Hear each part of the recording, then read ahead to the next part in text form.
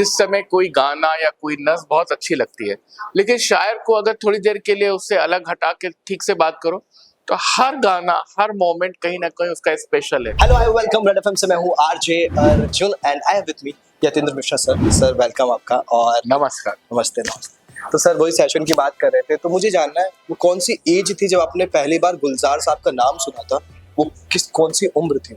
मैं जिस school of thought का हूँ, हम लोग बहुत पहले से, मेरे घर का ऐसा वातावरण था, मुझे ख्याल से 10, 11, 12 साल की उम्र रही होगी जब मेरे घर में म्यूजिक का बहुत माहौल था, क्लासिकल का भी, फिल्म म्यूजिक का भी। तो बिल्कुल शुरू में गुलजार साहब को सुना हुआ है, लता किशोर जी के ड्यूएट्स, आशीर्वाद का एक गाना है, झिरझिर बरसे सावनी अखियां सावरिया घरा, या गुड्डी का हमको मन की शक्ति देना मन विजय करे, मोरा गोरांग ले ले। तो क्योंकि मैं लता जी का बहुत फैन था, तो लता जी के सारे टॉप नंबर्स में सुनता रहता था।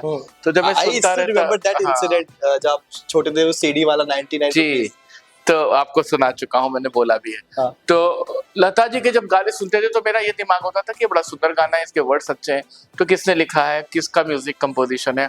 आज मैंने सेशन में भी बोला कि प्रेम पत्र का गाना है, सावन की आंखों में ऐसा, सावन की रातों में ऐसा भी होता है। तो गुलजार साहब का इंट्रोडक्शन लता जी के थ्रू हुआ, लता जी के गानों के थ्रू हुआ।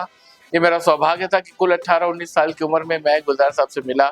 हम लोग साहित्य अकेडमी के एक डेलीगेशन में न्यूयॉर्क गए थे, गुलजार साहब वहाँ पे मिले। वो बुजुर्ग व्यक्ति थे, मैं बहुत यंग था, और मेरे साथ उनके एक मित्र एक रूम में ठहरे थे। तो वो आए, सुबह दरवाजा नॉक किया। मेरी किताब की शुरुआत ही इससे होती है।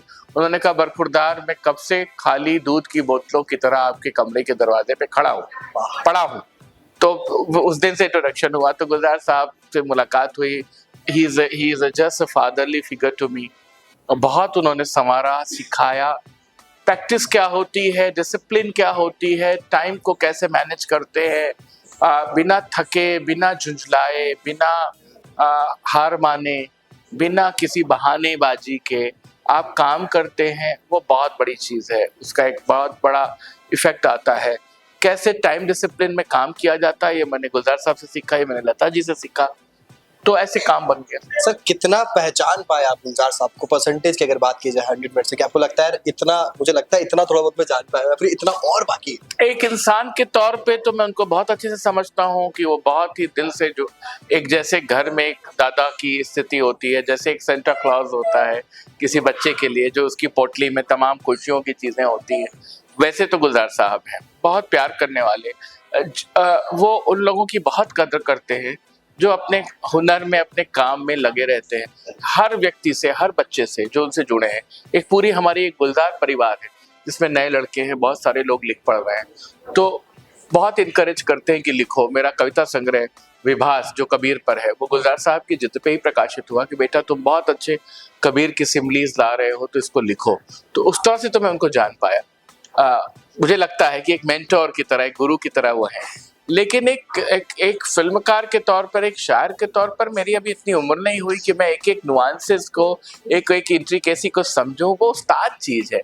अब जैसे गुलजार साहब कहते हैं कि वो अभी तक गालिब को नहीं समझ पाए, वो टैगोर को नहीं समझ पाए, यतीन मिश्रा की क्या हैसियत है कि वो कहें कि वो गुलजार साहब को समझ पाए। अच्छा, जब बुक लिख रहे थे उसका फेवरेट पैरा कौन सा आपका, कौन सा है वो?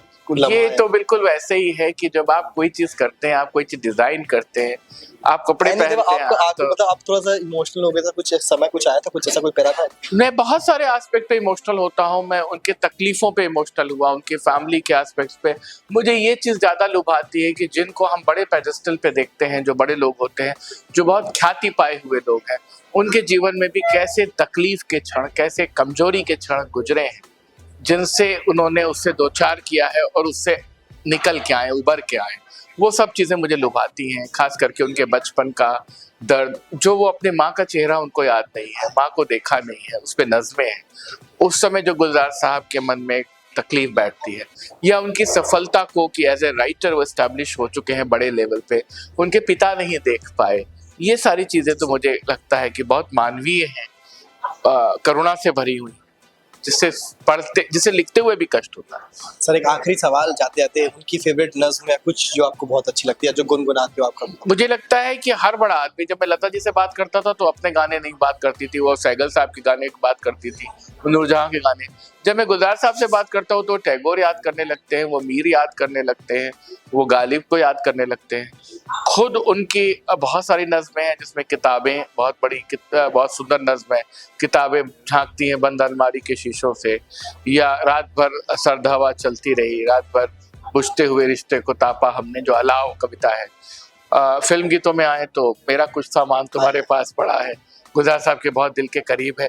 लेकिन फिर भी मैं कहूँगा कि कोई पॉइंट ऑफ टाइम, कोई एक मोमेंट होता है जिस समय कोई गाना या कोई नज़्म बहुत अच्छी लगती है, लेकिन शायर को अगर थोड़ी देर के लिए उससे अलग हटा के ठीक से बात करो तो हर गाना, हर मोमेंट कहीं ना कहीं उसका स्पेशल है, जिसकी सबकी एक इम्पोर्टेंस है, और जिसका फैन या उसका कॉन्सर्ट उसकी वैल्यू करता है। ठीक है, thank you so much sir आपके समय के लिए। ये आवाज़ है आरजे। बहुत धन्यवाद। रेड एफएम, बजाते रहो।